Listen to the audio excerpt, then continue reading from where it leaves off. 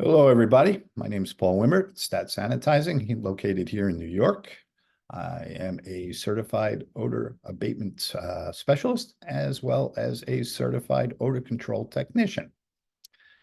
Today, I want to talk to you about the top 10 things to know about hiring an odor elimination expert.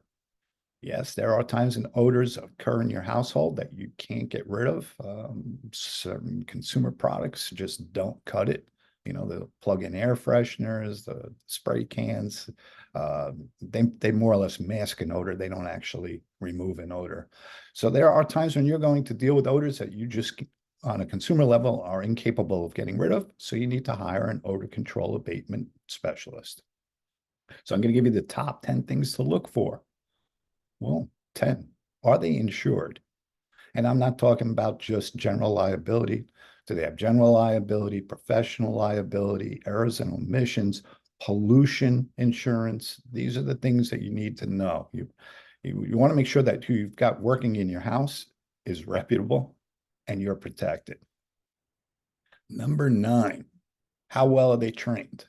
As I mentioned in the beginning of this video, I am an actual certified odor abatement specialist and certified odor control technician, meaning I've taken classes to gain the certification and prove that, yes, I do have the knowledge and the skills to eliminate odors or control odors. Not all odors can actually be eliminated, but we'll get down into that later.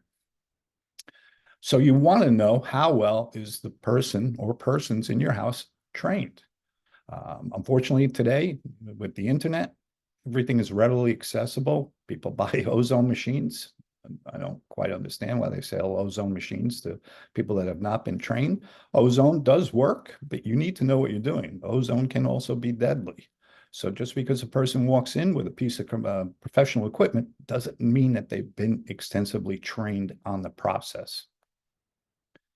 Number 8, do they guarantee their work? Now, not all odor abatement or odor control can be guaranteed, but there are odors that can be. So you have to make sure and ask, is this work guaranteeable? And if not, well, why not, right? Sometimes we can eliminate the odor completely, especially if we can reach the source of the odor and remove the source first. And sometimes it's sort of like an artifact. If we can't get to the source, well, that leaves an artifact behind. And that means we need to control the odor. And that may mean that you have to see us a couple of times a year just to maintain the environment to be odor-free. Do they have references? This is a tough one because most people don't like to give a testimonial that they had an odor issue and that the individual or the company was able to remove it out of embarrassment. But sometimes you get them where they've worked with realtors or commercial accounts, and you will be able to get references from them. Check up on the references. Make sure that, yes, indeed, they did the work and it works. Number 6, what type of odors can they remove? I say this because there are different chemicals, different methods, different equipment, and not everything is capable of removing every type of odor. So you have to ask, are they familiar with the odor that they're working with in your house? Have they worked with this type of odor? Have they had success? And you got to do your due diligence. Number 5, do they offer services beyond odors? I bring this up because one of the odors that we commonly come across is, oh yeah, I've got this musty, damp mildew smell in my home. All right. Musty, damp, mildew smells, I'm going to be honest, most likely come from mold. Mold is nothing to play with. You have to really be licensed in some states, or at least have knowledge and training in mold. I just wouldn't let anybody in there start playing with mold. Mold spores get aggravated when they get agitated and they populate the air, and it really can affect your health. So if they say the odor is musty, mildew caused by water, bring in a mold guy first. And, if that doesn't bring down the odor after the mold's been rectified, then bring in an odor guy. What methods do they use? Like I said, there is no silver bullet where everything works. Technology's changing. Chemicals are getting much better and better as we go along. But there are methods that create hazards to your health or potential hazards to your health. Ozone, like I said, if it's not dealt rightly, is very problematic. Chlorine dioxide, a method that's used widely in the field. It's gaseous. It's could be very harmful to your health. You have to vacate your property and so on and so forth. So you really have to ask, what methods do they use? Number 3, can they eliminate allergens and improve indoor air quality? A lot of times with the proper chemicals, as you're removing odors, you are improving the air quality. You are denaturing or reducing the number of allergens within the air.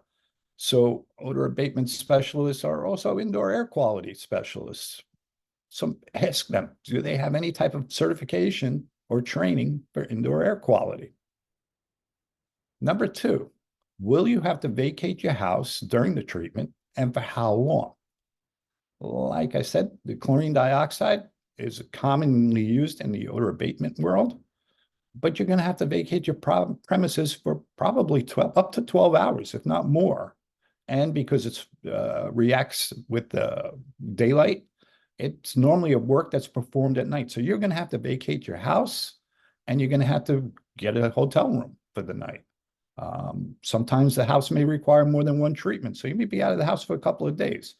So make sure you understand exactly what the individual is going to use and how long it's going to impact your ability to stay home. And then last but not least, are their chemicals harmful? As I said, there are certain chemicals out there that do work on odor reduction or odor control, odor abatement, but they can be quite harmful. Ozone, extremely harmful to people, plants, and pets. The 3 Ps got to be out of the house. Chlorine dioxide, the same thing. You've got to be out of the house for an extended period of time. Yeah, they also can impact artwork, antiques. So you have to understand what they are using. I hope this helps. I hope I shared a little knowledge with you, and I look forward to next time.